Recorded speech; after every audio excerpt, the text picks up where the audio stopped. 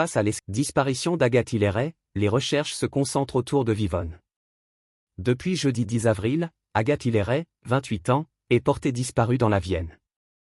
Partie faire son jogging depuis le domicile de ses parents à Vivonne, la jeune femme n'a plus donné signe de vie. Ce dimanche, les recherches continuent intensément.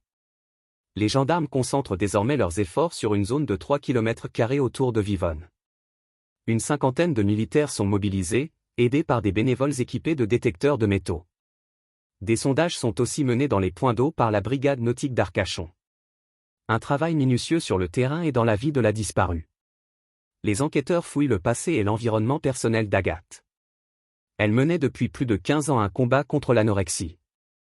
Ce week-end, de nouveaux témoignages sont recueillis sur ses proches, famille, amis, relations sentimentales. L'objectif est de trouver un indice qui pourrait expliquer sa disparition. Dès jeudi, une perquisition a été menée à son appartement de Poitiers.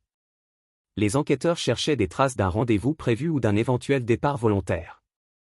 Mais selon une source proche du dossier, rien ne laisse penser qu'elle avait préparé une fugue. Toutes les pistes restent possibles. L'appel à témoins lancé par la gendarmerie a permis de recueillir de nombreux témoignages. Pour le moment, aucun n'a permis de retrouver la jeune femme. Mais le parquet de Poitiers insiste, toute personne ayant la moindre information est encouragée à contacter les enquêteurs. Une source proche de l'enquête indique que toutes les hypothèses restent ouvertes. La piste criminelle est étudiée comme les autres. Un signalement précis de la joggeuse.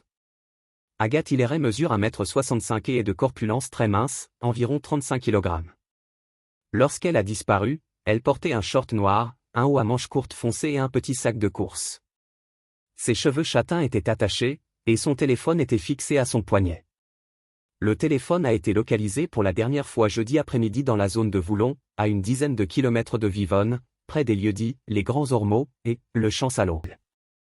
Abonnez-vous à notre chaîne pour ne rien manquer.